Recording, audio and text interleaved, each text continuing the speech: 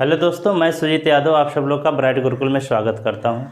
दोस्तों, इसके पिछले वीडियो में हम लोग संधारित्र और परावैद्युत के बारे में अध्ययन कर रहे थे, जिसमें हमने आपको किसी चालक की धारिता के बारे में बतला दिया था कि किसी चालक की धारिता क्या होती है, विलगित गोलीय चालक की धारिता क्या होती है, आवेशित चालक की स्थितिज ऊर्जा क्या होती है। इन 3 टॉपिकों के बारे में हम लोग पिछले वीडियो में अध्ययन कर चुके हैं। आज हम लोग देखेंगे आवेशों का वितरण। आवेशों का वितरण कैसे होगा। तो इसमें आज हम लोगों का जो पहला टॉपिक है संधारित्र तथा परावैद्युत। लेसन है आपका संधारित्र तथा परावैद्युत।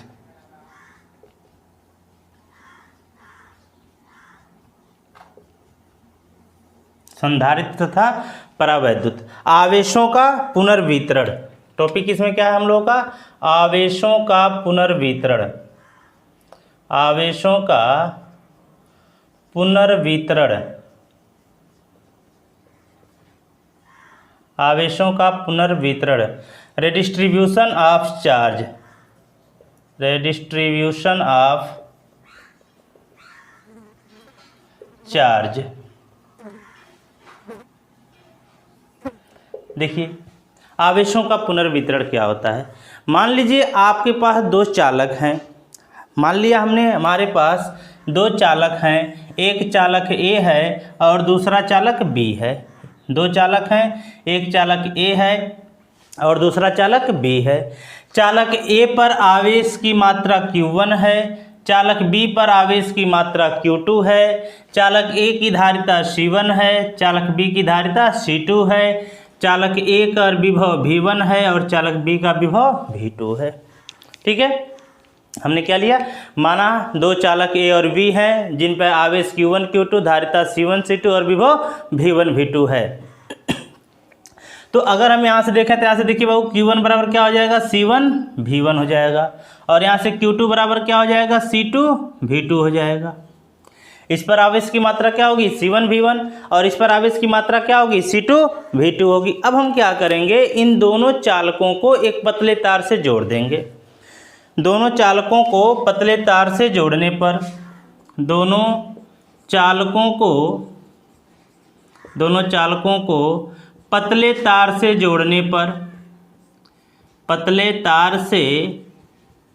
जोड़ने पर जब इनको पतले तार से जोड़ा जाएगा तो आवेशों का स्थानांतरण होगा। आवेश जो है उच्च विभव से निम्न विभव की ओर प्रवाहित होगा। आवेश क्या करेगा? उच्च विभव से निम्न विभव की ओर प्रवाहित होगा और यह आवेशों का वितरण तब तक होगा जब तक कि दोनों के विभव एक समान नहीं हो जाएंगे। पतले तार से जोड़ने पर क्या होगा? आवेश उच्च विभव से निम्न विभव की ओर प्रवाहित होंगे। उच्च विभव से निम्न विभव की ओर प्रवाहित होंगे।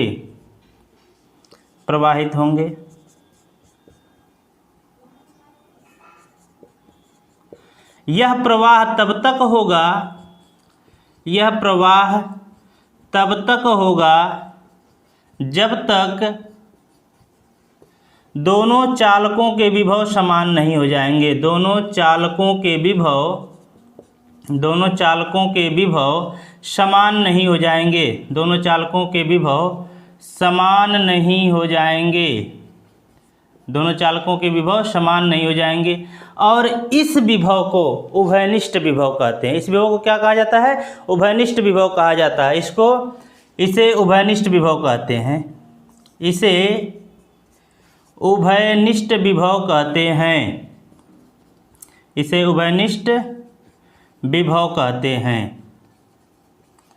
उभयनिष्ठ विभव कहते हैं। देखिए, जब हम इनको पतले तार से जोड़ देंगे, यह 2 चालक हैं, वही पुराने वाले ए और बी। यह चालक ए है और यह चालक बी है। यह चालक ए है और यह चालक बी है। इनको हमने क्या किया? पतले तार से जोड़ दिया। जब हम इनको पतले तार से जोड़ देंगे, पतले तार से जोड़ने के बाद इसकी धारिता पर तो कोई प्रभाव नहीं पड़ेगा। इसकी जो धारिता थी C1 ही रहेगी और इसकी धारिता C2 तो C2 ही रहेगी। परिवर्तित क्या होगा, इसका विभव क्या हो जाएगा, एक समान हो जाएगा। अगर इसका विभव भी है तो इसका भी विभव क्या होगा, भी होगा। अब स्थानांतरित आवेश की मात्रा, जितना इस पे पहले आवेश था वह आवेश तो रह नहीं जाएगा, इसमें से कुछ आवेश या तो यहाँ से उठ के यहाँ गया होगा या तो इसमें से इसमें आया होगा। अब यह इस बात पर निर्भर करेगा कि विभव किसका ज़्यादा था। अगर इसका विभव ज़्यादा था तो इसमें से आवेश इधर गया होगा, अगर इसका विभव अधिक था तो इसमें से आवेश इसमें आया होगा। ये तो हमको पता नहीं है कि विभव किसका ज़्यादा था। तो अब मान लीजिए यहाँ पर जो शेष आवेश की मात्रा है, पतले तार से जोड़ने के बाद जो शेष आवेश की मात्रा है, इस पर Q3 है और इस पर Q4 है। शेष आवेश की मात्रा क्या है, इस पर Q3 है और इस पर Q4 है। ठीक है। अब अगर हम यहाँ से उभयनिष्ठ विभव निकाल लें, क्या करें, उभयनिष्ठ विभव पहले निकालें। उभयनिष्ठ विभव V बराबर क्या हो जाएगा, कुल आवेश बटे कुल धारिता। उभयनिष्ठ विभव क्या होगा, कुल आवेश बटा कुल धारिता, कुल आवेश बटा कुल धारिता हो जाएगा। देखिए तो यहाँ से कुल आवेश कितना है, Q1 प्लस Q2 और कुल धारिता क्या है, C1 प्लस C2। तो इस हिसाब से आपको Q1 का वैल्यू आपने क्या निकाल रखा है, Q1 बराबर C1V1 और Q2 बराबर C2V2। तो हो जाएगा C1V1 प्लस C2V2 बटे C1 प्लस C2। यही क्या हो गया, उभयनिष्ठ विभव हो गया, उभयनिष्ठ विभव हो गया। जब हमने इसको पतले तार से जोड़ दिया तो पतले तार से जोड़ने के बाद चालक A पर शेष आवेश की मात्रा Q3 और चालक B पर शेष आवेश की मात्रा Q4 है। पतले तार से जोड़ने के बाद, पतले तार से जोड़ने के बाद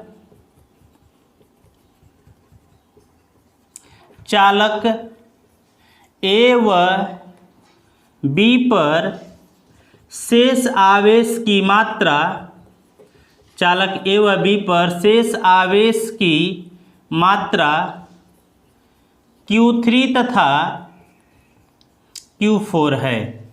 शेष आवेश की मात्रा Q3 तथा Q4 है। तो इस हिसाब से देखिए आपको क्या मिल जाएगा, यहाँ से Q3 बराबर क्या हो जाएगा, C1V। Q3 बराबर क्या होगा, C1V। और Q4 बराबर क्या हो जाएगा, Q4 बराबर हो जाएगा C2V, C2V। अब देखिए अगर हम इसको इक्वेशन नंबर फर्स्ट बना दें और इसको हम इक्वेशन नंबर 2 बना दें तो समीकरण 1 और 2 से, समीकरण 1 व 2 से अगर हम समीकरण 1 को डिवाइड कर दें समीकरण 2 से तो क्या हो जाएगा, Q3/Q4 बराबर होगा C1V बटे C2V। V से V कैंसिल हो जाएगा तो Q3/Q4 क्या मिल जाएगा, C1/C2। अर्थात आवेशों का पुनर्वितरण, Q3 Q4 क्या है, शेष आवेश की मात्रा है, वितरित होने के बाद आवेशों की मात्रा। तो हम क्या कहेंगे, आवेशों का जो पुनर्वितरण होता है वह उनकी धारिताओं के अनुपात के बराबर होता है। आवेशों का पुनर्वितरण उनकी धारिताओं के अनुपात के बराबर होता है। ठीक है। चलिए इसका अगला टॉपिक हम लोग देखते हैं कि स्थानांतरित आवेश की मात्रा कितनी है, कितना आवेश स्थानांतरित हुआ है, इसको हम लोग देख लेते हैं। ठीक है। देखिए इसमें आवेश, स्थानांतरित आवेश की मात्रा, quantity of transfer charge, quantity of transfer charge.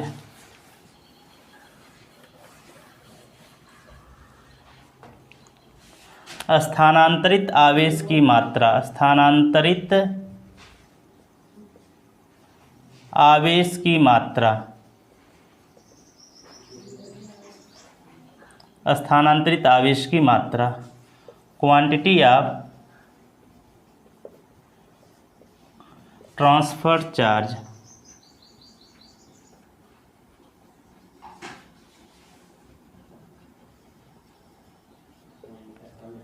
देखिए स्थानांतरित आवेश की मात्रा क्या है, जो दो चालक थे जब हमने उनको पतले तार से नहीं जोड़ा था तो चालक A पर प्रारंभ में आवेश की मात्रा Q1 थी और चालक B पर प्रारंभ में आवेश की मात्रा Q2 थी। जब हमने उसको पतले तार से जोड़ दिया था तो पतले तार से जोड़ने के बाद चालक A पर आवेश की मात्रा Q3 थी और चालक B पर आवेश की मात्रा Q4 थी। मतलब प्रारंभ में आवेश Q1 और बाद में आवेश Q3। तो अगर हमको स्थानांतरित आवेश की मात्रा निकालनी है कि कितना आवेश स्थानांतरित हुआ, तो हमको कैसे पता चलेगा? प्रारंभ में से अंतिम वाले को घटा देंगे। तो स्थानांतरित आवेश की मात्रा मान लीजिए Q डैश है, माना स्थानांतरित आवेश की मात्रा, माना स्थानांतरित आवेश की मात्रा, स्थानांतरित आवेश की मात्रा Q डैश है, Q डैश है। तब देखिए Q डैश बराबर यहाँ से आपको क्या हो जाएगा? Q1 minus Q3। क्या हो जाएगा? Q1 minus Q3। Q1 बराबर आपने क्या निकाला है? Q1 बराबर आपने निकाला है C1V1 और Q3 बराबर आपने क्या निकाल रखा है? C1V। तो Q डैश बराबर क्या हो जाएगा? यहाँ से C1V1 माइनस C1V, यहाँ से C1 क्या हो जाएगा? कॉमन हो जाएगा, तो बच जाएगा V1 माइनस V। ठीक है, V बराबर आपने क्या निकाला है? V बराबर उभयनिष्ठ विभव है। उभयनिष्ठ विभव का वैल्यू क्या था? C1V1 प्लस C2 V2 बटा C1 प्लस C2। तो हम V1 के जगह पर क्या रख सकते हैं? V के जगह पर हम रख सकते हैं V बराबर C1V1 प्लस C2 V2 बटा C1 प्लस C2 रखने पर, जहाँ V है वहाँ पर हम यह वैल्यू पुटअप कर सकते हैं। तो अगर हम इसको पुटअप करें तो यहाँ से हमको मिल जाएगा Q डैश बराबर C1V1 minus C1V1 plus C2V2 बटे C1 प्लस C2। अब यहाँ से इसका क्या करेंगे? एलसीएम ले लेंगे, तो आपको मिल जाएगा यहाँ से Q डैश बराबर C1 और आपने एलसीएम ले लिया C1 प्लस C2, तो क्या हो जाएगा? V1 C1 plus C2 minus C1V1 plus C2 V2, ठीक है, बटा C1 प्लस C2। ठीक है, देखिए अब इस ब्रैकेट को सॉल्व करेंगे हम लोग, तो क्या हो जाएगा? C1V1 plus C2 V2 minus C1V1 minus C2 V2 minus C2 V2, ये हो जाएगा C2V1 होगा, C2V1 होगा। ठीक है, बटा C1 प्लस C2। यहाँ से देखिए C1V1 कैंसिल हो जाएगा, तो बचेगा क्या?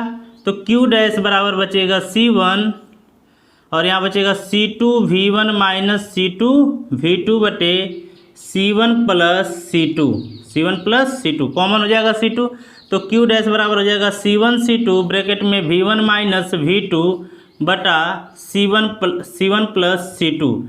यह क्या हो गया? स्थानांतरित आवेश की मात्रा। स्थानांतरित आवेश की मात्रा क्या होगी? दोनों चालकों की धारिताओं का गुणनफल और विभवांतर का, दोनों धारिताओं तथा विभवांतर का गुणनफल में अगर दोनों धारिताओं के योग से भाग दे दिया जाए तो हमको क्या मिल जाएगा? स्थानांतरित आवेश की मात्रा प्राप्त हो जाएगी। तो मतलब स्थानांतरित आवेश की मात्रा कितनी होगी? C1 C2 V1 minus V2 बटे C1 प्लस C2 होगी। तो यह तो हो गया स्थानांतरित आवेश की मात्रा। हमने बताया था स्थितिज ऊर्जा में आपको कि ऊर्जा लॉस भी होती है, तो यह जो आवेश स्थानांतरित हो रहा है, तो स्थानांतरित आवेश में या आवेशों के स्थानांतरण में ऊर्जा का लॉस होगा कि ऊर्जा बढ़ेगी, ऊर्जा की हानि होगी कि ऊर्जा की वृद्धि होगी। तो हम लोग इसको देखेंगे, हम यह मान के चलेंगे कि आवेशों के स्थानांतरण में ऊर्जा लॉस हो रहा है, कि तो हो रहा तो कितने का होगा, कैसे होगा, इसको हम लोग नेक्स्ट टॉपिक में देखने चल रहे हैं। तो अब हम लोग देखेंगे इसमें, देखिए आवेशों के पुनर्वितरण में ऊर्जा लॉस।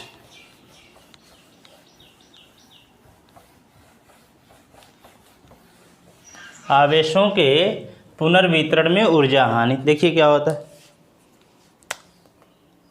आवेशों के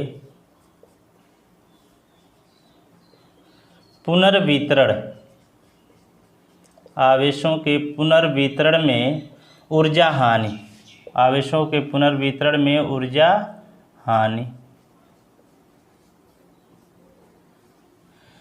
लॉस ऑफ एनर्जी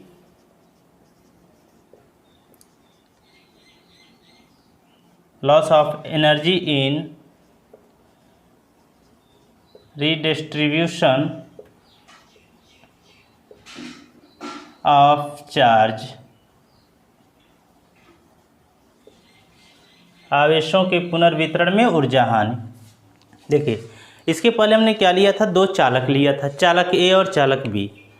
चालक ए पर आवेश की मात्रा Q1 थी, चालक बी पर आवेश की मात्रा Q2 थी, चालक ए की धारिता C1 थी, चालक बी की धारिता C2 थी, चालक ए पर विभव V1 था, चालक बी पर विभव V2 था, तब तक जब तक कि हमने इनको पतले तार से नहीं जोड़ा था, मतलब दोनों चालकों को आपस में जब तक हमने ऐड नहीं किया था। तो हम यहाँ से देखेंगे कि चालकों को जोड़ने से पहले उनकी स्थितिज ऊर्जा क्या है। चालकों को जोड़ने से पहले, चालकों को जोड़ने से पहले स्थितिज ऊर्जा, चालकों को जोड़ने से पहले चालक की स्थितिज ऊर्जा क्या हो जाएगी, पहले चालक की स्थितिज ऊर्जा, पहले चालक की स्थितिज ऊर्जा कितनी हो जाएगी। स्थितिज ऊर्जा का फॉर्मूला हमने बताया आपको, हाफ CV²। तो पहले चालक की धारिता कितनी है, C1, पहले चालक की धारिता विभव कितना है, V1, तो क्या हो जाएगा, हाफ C1 V1²। दूसरे चालक की धारिता, दूसरे चालक की स्थितिज ऊर्जा, धारिता नहीं स्थितिज ऊर्जा, दूसरे चालक की स्थितिज ऊर्जा क्या हो जाएगी, हाफ, दूसरे चालक की धारिता क्या है C2, दूसरे चालक का विभव क्या है V2, तो हाफ C2 V2²। दूसरे चालक की स्थितिज ऊर्जा क्या हो जाएगी, हाफ C2 V2²। मतलब दोनों चालकों को जोड़ने से पहले अगर हम कुल स्थितिज ऊर्जा निकालें, तो कितना हो जाएगा, कुल स्थितिज ऊर्जा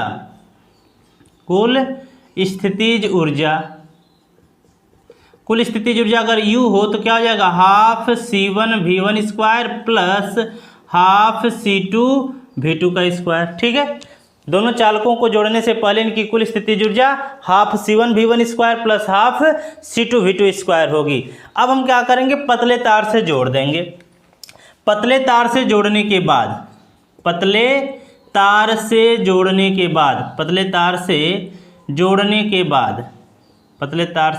के बाद जब इनको पतले तार से जोड़ दिया गया था तो क्या हो गया था, दोनों का विभव एक समान हो गया था। धारिता तो वही थी, पहले चालक की धारिता C1, दूसरे चालक की धारिता C2, लेकिन इनका विभव क्या हो गया था, एक समान हो गया था, इनका विभव V हो गया था। तो अब इस समय अगर हम पहले चालक की स्थितिज ऊर्जा निकालेंगे, पहले चालक की स्थितिज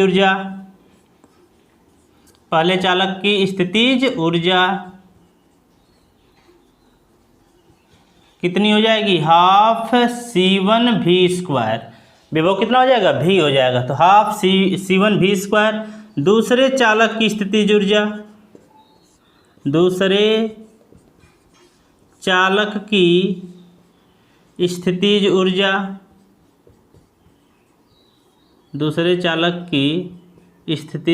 हाफ C2 V²। ठीक है, मतलब पतले तार से जोड़ने के बाद अगर इनकी हम कुल स्थितिज ऊर्जा निकालें, तो इनकी कुल स्थितिज ऊर्जा कितनी हो जाएगी। अगर हम मान लें पतले तार से जोड़ने के बाद स्थितिज ऊर्जा क्या है, U' है, तो U' बराबर क्या हो जाएगा, half C1 V² plus half C2 V²। अगर हम यहाँ से कॉमन ले लें तो क्या कॉमन बनेगा, यहाँ से कॉमन हो जाएगा C1 प्लस C2 और V² क्या हो जाएगा, कॉमन हो जाएगा।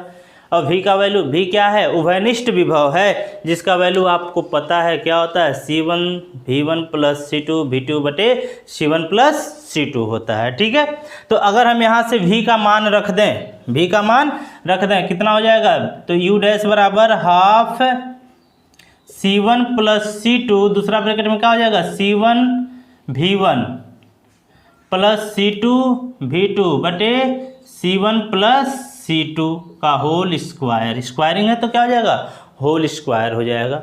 अगर हम इसको सॉल्व करें थोड़ा सा तो U' बराबर मिल जाएगा आपको हाफ C1 प्लस C2, यह हो जाएगा C1V1 प्लस C2V2 का होल स्क्वायर बटे C1 प्लस C2 का होल स्क्वायर। एक C1 प्लस C2 से एक C1 प्लस C2 कैंसिल हो जाएगा तो U डैश बराबर आपको मिल जाएगा हाफ C1V1 प्लस C2V2 का होल स्क्वायर बटे C1 प्लस C2। यह कब की स्थितिज ऊर्जा है? दोनों चालकों को पतले तार से जोड़ने के बाद। अगर हम ये मान के चल रहे हैं कि आवेशों के पुनर्वितरण में ऊर्जा की हानि ही हुआ है, लॉस ही हुआ है, तो इसका मतलब प्रारंभ में जो इसकी स्थितिज ऊर्जा रही होगी वह अधिक होगी और बाद वाली स्थितिज ऊर्जा क्या होगी? कम होगी। तो हम यहाँ से अगर हम निकालना ऊर्जा हानि कितने की होगी तो इसमें से प्रारंभिक स्थितिज ऊर्जा में से बाद की स्थितिज ऊर्जा को घटा देंगे तो हमको ऊर्जा लॉस के बारे में पता चल जाएगा। चलिए देखते हैं, यहाँ से क्या निकालेंगे? ऊर्जा हानि निकालते हैं। ऊर्जा हानि,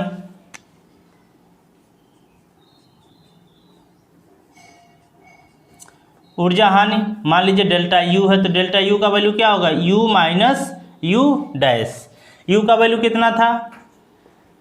half C1V1 square plus half C2V2 square minus half C1V1 plus C2V2 का होल स्क्वायर बटे C1 प्लस C2, यही होगा। अब इसको हम लोग सॉल्व करेंगे। देखिए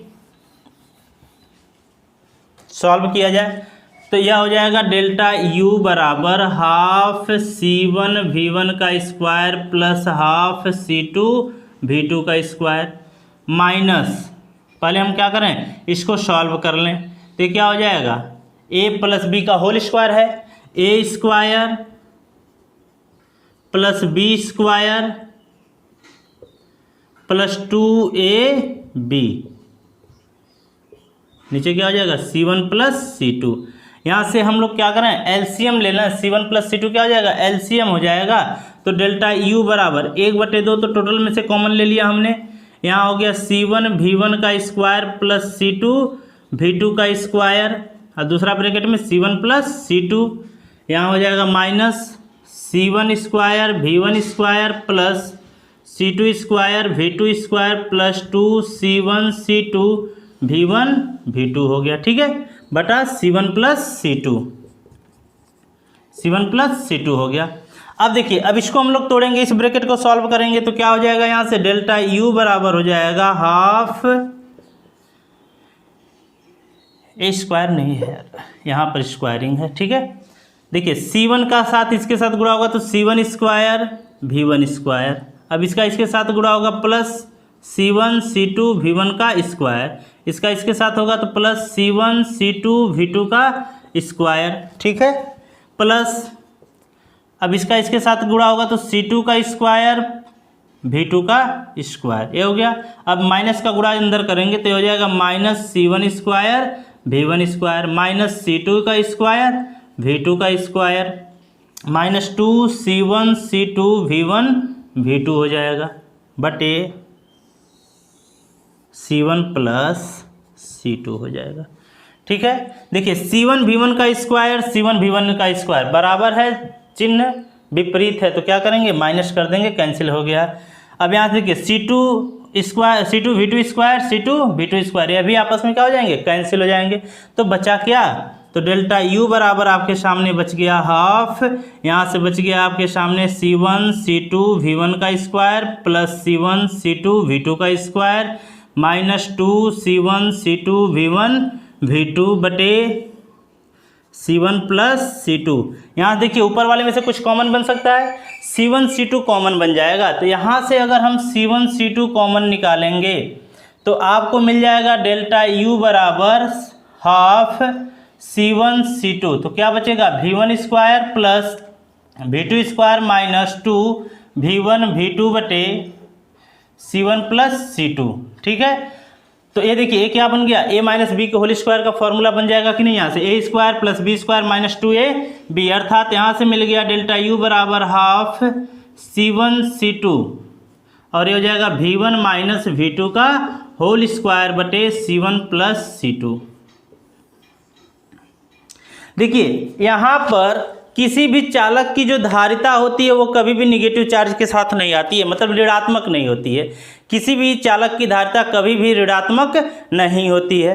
और देखिए यहाँ पर V1 माइनस V2, चाहे विभव पहले चालक का अधिक हो और चाहे विभव दूसरे चालक का अधिक हो, अगर पहले चालक का विभव अधिक होगा तो इनका जो डिफरेंस आएगा वो पॉजिटिव आएगा। अगर जो दूसरे चालक का विभव अधिक होगा तो इनका जो डिफरेंस आएगा वह निगेटिव होगा।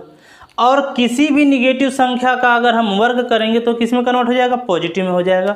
अर्थात यहाँ से डेल्टा यू का मान प्रत्येक कंडीशन में कितना आएगा, धनात्मक ही आएगा। मतलब इससे क्या निष्कर्ष निकला, इससे निष्कर्ष निकला कि ऊर्जा लॉस ही होगी, ऊर्जा वृद्धि नहीं होगी। आप क्या कहोगे यहाँ से, यहाँ पर धारिता क्या होगी, धारिता कभी भी ऋणात्मक नहीं होती है, धारिता ऋणात्मक नहीं होती है, धारिता ऋणात्मक नहीं होती है, धारिता ऋणात्मक नहीं होती है। और किसी भी संख्या का वर्ग हमेशा धनात्मक होता है। किसी भी संख्या का वर्ग, किसी भी संख्या का वर्ग, किसी भी संख्या का वर्ग हमेशा धनात्मक होता है, हमेशा धनात्मक होता है। किसी भी संख्या का वर्ग हमेशा धनात्मक होता है। तो यहाँ से डेल्टा यू का मान क्या होगा, अतः डेल्टा यू हमेशा धनात्मक होगा, डेल्टा यू हमेशा धनात्मक होगा। और डेल्टा यू के धनात्मक होने का मतलब है ऊर्जा लॉस होगी, अतः ऊर्जा हानि होगी, अतः ऊर्जा हानि होगी, अतः ऊर्जा हानि होगी। ठीक है, तो अब इसके हम लोग अगले वीडियो में संधारित्र के बारे में अध्ययन करेंगे। संधारित्र क्या होता है, या उसके पहले हम लोग इसकी धारिता, मतलब किसी चालक की धारिता किन बातों पर निर्भर करती है उसको थोड़ा सा देख लेते हैं। ठीक है, उसके बाद हम लोग आगे बढ़ते हैं। देखिए, किसी चालक की धारिता किन बातों पर निर्भर करती है। चालक की धारिता की निर्भरता, चालक की धारिता की निर्भरता, चालक की धारिता की निर्भरता।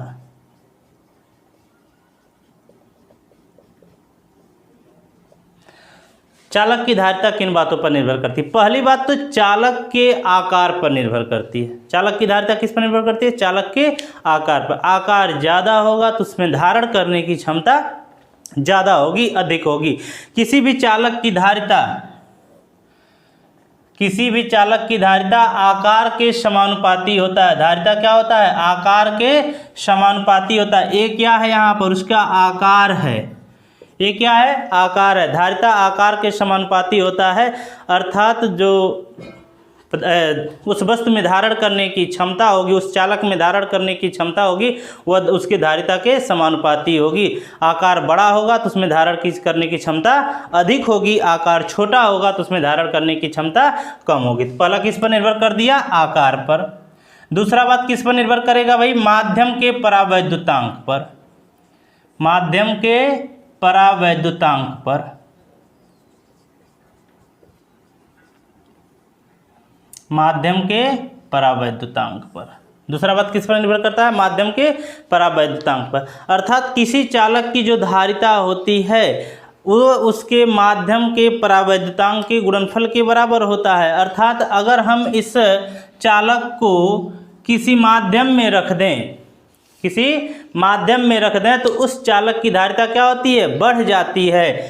तो चालक की धारिता परावैद्युतांक के बढ़ने पर या परावैद्युत किसी माध्यम में रखने पर बढ़ जाती है। ठीक है, दूसरा अगला बात किस पर निर्भर करती है, अन्य चालकों की उपस्थिति पर, अन्य चालकों की उपस्थिति पर, अन्य चालकों की उपस्थिति पर।